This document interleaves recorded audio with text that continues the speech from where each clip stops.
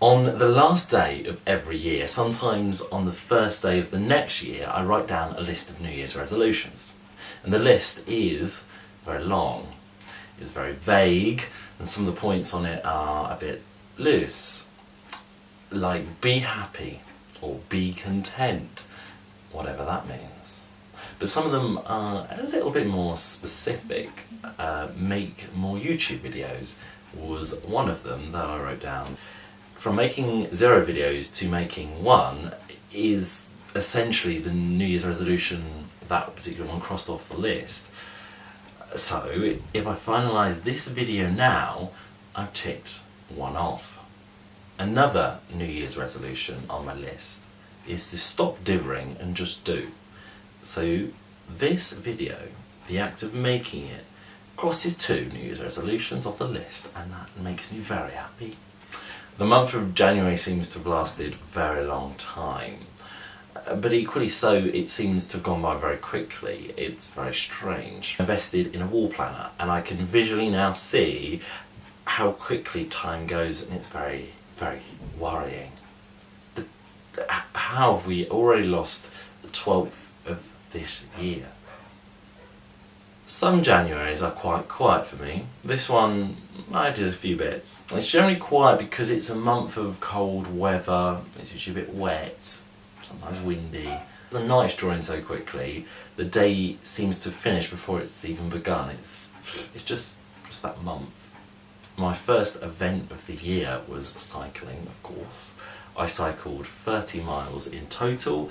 I was very pleased. It just got me out and about. I went out around the countryside and I felt energised. My body felt better and also my mind felt better too. I felt more just refreshed.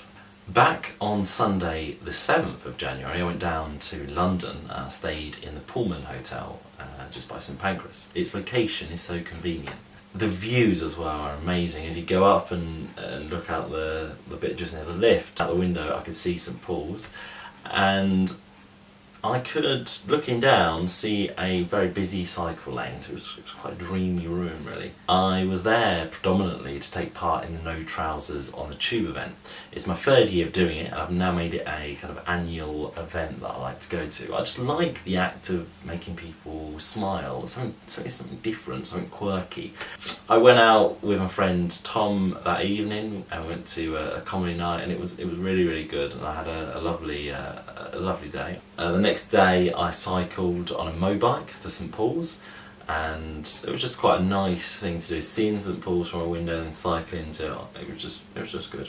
When I got back to my home that evening, I sat in the quietness of my own room and watched the Undateables. Now I knew that I was going to appear on the Undateables, but I hadn't told anyone else. I sort of built up this picture in my head that I possibly may have come across quite badly, and if it was edited in such a way I could have looked a bit of a dick.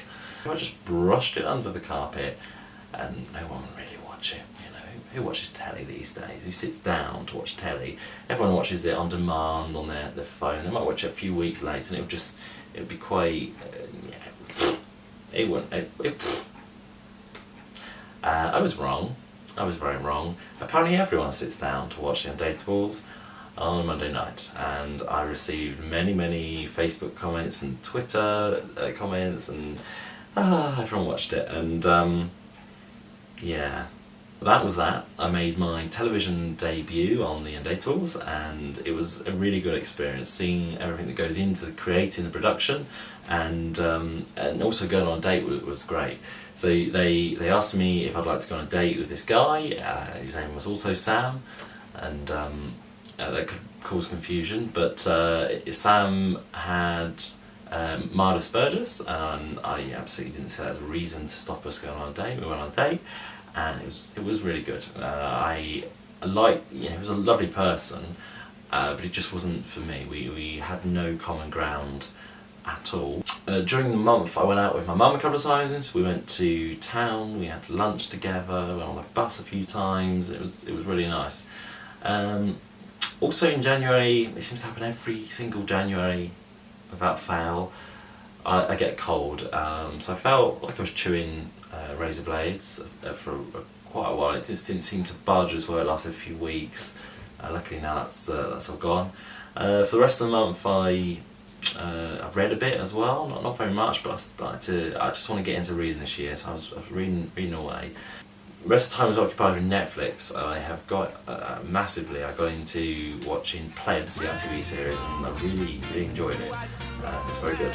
Towards the end of the month, the Shoesmith family went to see Mamma Mia at the Royal Undateables in Northampton. It was really good. It was I enjoy any acts, any performance at the theatre, and it was a feel-good performance. Then on the 28th of January I went down to London with Seb. We met up at Speaker's Corner in Hyde Park, and then we went to our hotel. It was very nice.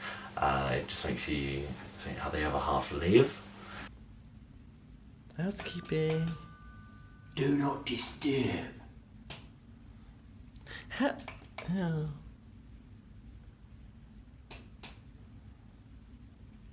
Housekeeping. And we went to see Reasons to be Cheerful. There's a podcast that's hosted by Ed Miliband and Jeff Lloyd, and it was their first ever sort of live show. I had special guests on there of Ruby Wax, George Ezra, Aisha Hazarika, and Professor Simon Wesley. The topic was mental health, and it was a really good show. The topic was perhaps slightly too heavy for a live show. But it was good. And the next day we arose slightly late and went to see, just listening to a couple of court proceedings at the Royal Courts of Justice. If we had planned it a bit better, it got there a bit earlier, we might have seen some more cases than the 10 minutes of the one that we did. So I'm sure it was me that brought up about going to watch a House of Commons debate, and I'm sure it was me, and Seb jumped at the chance. He said, I want to go now, that would be brilliant. We went along, and yeah, it was a really lucky case. We got in, there was a bit of a queue, but we just got in. We had to listen to this debate that moved on. I can't remember what the debate was now about, but then it moved on to talking about the European Union, of course. So we listened to that for a while, and then we went to the House of Lords, and that debate again was about the European Union, of course. It was about how the environment will be protected after we leave the European Union. We ate, we went back to the hotel to get our bags, which we left there earlier on, and I sneakily ordered a taxi.